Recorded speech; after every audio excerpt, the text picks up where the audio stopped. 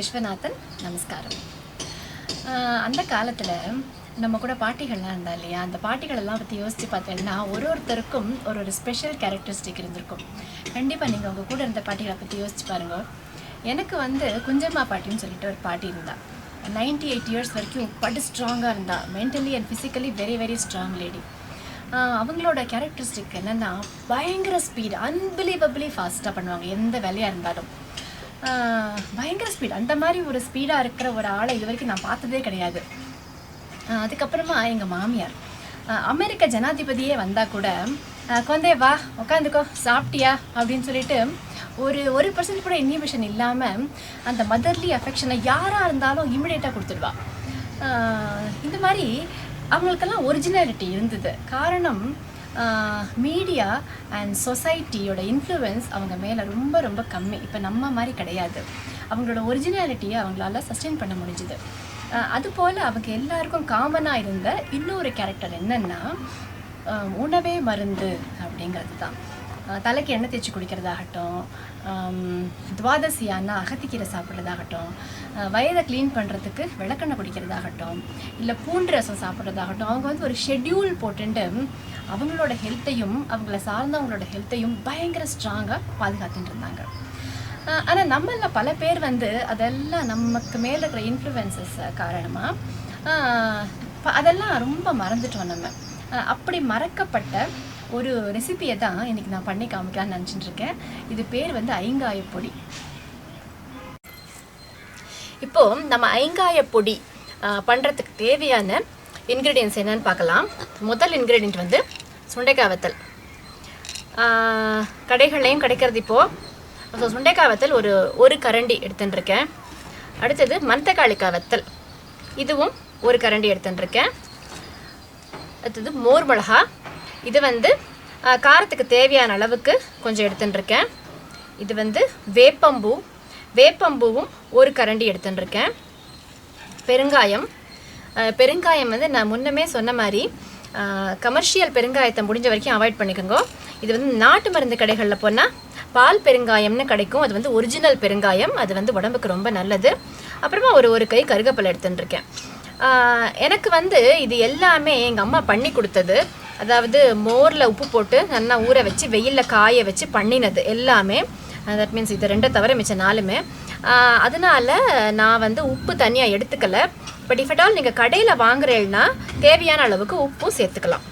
இதெல்லாம் தவிர கொஞ்சம் வறுக்கிறதுக்கு தேவையான கொஞ்சமாக கடலெண்ணெய் எடுத்துட்டுருக்கேன். இப்போது நான் ஒன்றா போட்டு வறுத்துக்கிறேன். நல்லா அடுப்பை சிம்மில் வச்சுக்கிறேன். சிம்மில் வச்சுட்டு கொஞ்சமாக கடலெண்ணெய் விட்டுக்கிறேன். முதல்ல சுண்டைக்காய் வத்தலை போட்டு வறுத்துக்கிறேன். தனித்தனியாக வறுத்துக்கிறதே பெட்டர். இதில் நம்ம ஐங்காய பொடி பண்ணும்போது ஒரு ஐட்டம்லையும் ஒரு மருத்துவ குணநலன் இருக்குது. ஃபார் எக்ஸாம்பிள் இந்த சுண்டைக்காய் இருக்குல்ல, இந்த குழந்தைங்க வயிற்றில் புழு இருக்கிறது, அப்புறம் இந்த அமீபியாசிஸ்க்கெல்லாம் மெயின் முக்கியமான மருந்தே இந்த சுண்டைக்காயோட விதை தான். இப்போ இருக்கிற காலகட்டத்தில் இந்த கொரோனா பிரச்சனையினால நம்மளால் எதுக்கு எடுத்தாலும் ஹாஸ்பிட்டலுக்கு ஓட முடியறது இல்லையா. நம்ம எல்லாத்துலேயும் வீட்டில் தான் குழந்தைங்களுக்கு பெரியவங்களுக்கு எல்லாரும் வீட்டில் தான் கவனிச்சுக்கணும். அதுக்கு இந்த மாதிரியான ஐட்டம்ஸை பண்ணி கொடுத்துட்டோம்னா அந்த மாதிரி பிரச்சனைகளே வராமல் நம்ம ப்ரிகாஷனரியாக அவாய்ட் பண்ணிடலாம். நல்லா சிம்மில் வச்சு வறுத்துக்கிறேன்.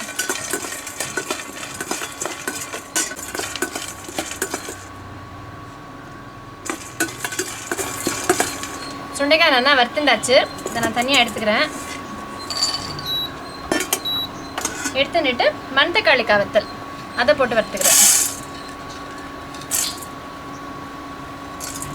இந்த கோயம்புத்தூர் சைடெல்லாம் இந்த மணத்தக்காளிக்காயை சுக்குட்டிக்காய் அப்படின்னு சொல்லுவாங்க. சுக்குட்டிக்கீரை, சுக்குட்டிக்காய் அப்படின்னு சொல்லுவாங்க.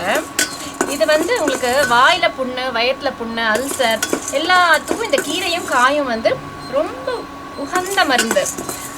ரெகுலராக நம்ம வாங்கி இந்த கீரையெல்லாம் சாப்பிட முடியாத பட்சத்தில் இந்த மாதிரி இதோட வெத்தலை வாங்கி இந்த மாதிரி நம்ம பவுடர் பண்ணி வச்சுக்கலாம். இது உங்களுக்கு நல்லா பொரிஞ்சு வரும்.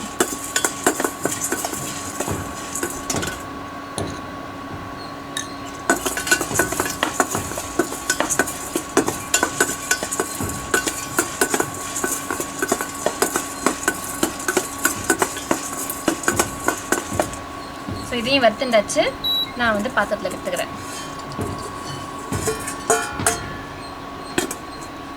அடுத்த ஐட்டம் வந்து நமக்கு மோர் மிளகா. இது நமக்கு டேஸ்ட்டுக்கு தான், வேறு ஒன்றும் கிடையாது. டேஸ்ட்டுக்கு அந்த வாசனைக்கு அதுக்கு தான். மோர் மிளகாய்க்கு கொஞ்சம் எண்ணெய் விடணும். எண்ணெய் விட்டுட்டு நல்லா சிம்மில் வச்சு கருப்பாற வரைக்கும் நல்லா வறுக்கணும்.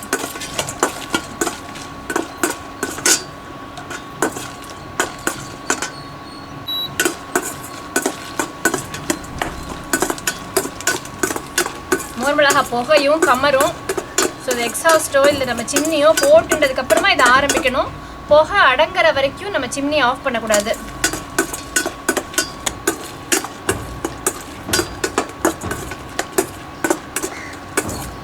இது எதையுமே நம்ம வந்து டீப் ஃப்ரையிங் பண்ண தேவையில்லை. கொஞ்சமாக எண்ணெய் விட்டு லேசாக வறுத்தா போதும். ஸோ இப்போ நான் வறுத்த மோர் மிளகாயை கொட்டிக்கிறேன்.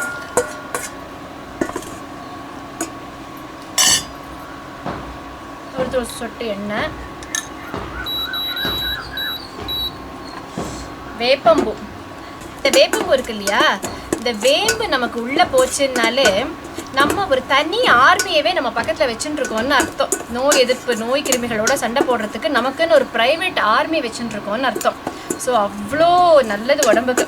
வேப்பம்பூலாம் கசக்கவே கசக்காது, அருமையான வாசனை இருக்கும் அதுக்கு. இது கூட சேர்ந்து நான் இந்த பெருங்காயத்தையும் கருவேப்பிலையும் கூட போட்டுன்றேன்.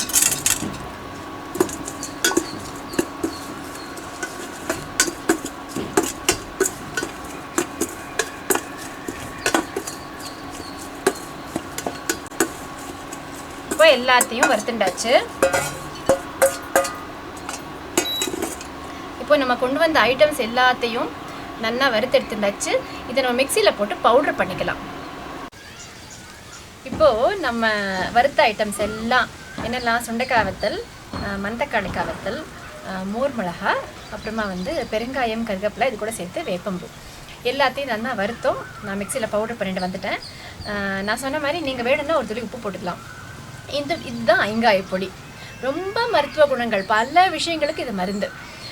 இது மருந்துங்கிறதுக்காக மருந்து மாதிரி சாப்பிட்றது கிடையாது. நல்ல சூடான சாதத்தில் நல்லெண்ணெயோ நெய்யோ ஏதோ ஒன்று ஒரு ஸ்பூன் விட்டுண்டு இதை ஒரு ஸ்பூன் போட்டு நல்லா பிசைஞ்சு சாப்பிட்டோன்னா தொட்டுக்கிறதுக்கு சுட்டாப்பெல்லாம் போகிறோம். அவ்வளோ தேவாமிர்தமாக அவ்வளோ நல்ல இருக்கும் டேஸ்ட். இந்த வாசனையும் அதுவும் அவ்வளோ நல்லாயிருக்கும். நமக்கு வேலையும் கம்மி, சாதம் வடித்தா போகிறோம், வேலை கிடையாது. ராத்திரிக்கு இதை பண்ணி டின்னருக்கு பண்ணிவிட்டு சாப்பிட்டுட்டு படுத்துட்டு எழுந்தோன்னா காத்தால் நல்லா வெடுக்குற உடம்பு அவ்வளோ நல்லா சுறுசுறுப்பாக இருக்கும். ஸோ இந்த மாதிரி பழைய உணவுகள் எல்லாம் மறக்காமல் உணவே மருந்து என உறுதியோடு வாழ்வோம். நன்றி, வணக்கம். இந்த ரெசிபியை வந்து நீங்கள் ஷேர் பண்ணுங்கள்.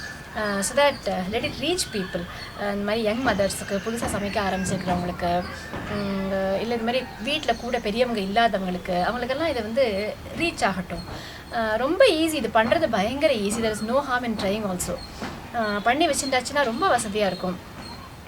And subscribe voice of Lavanya.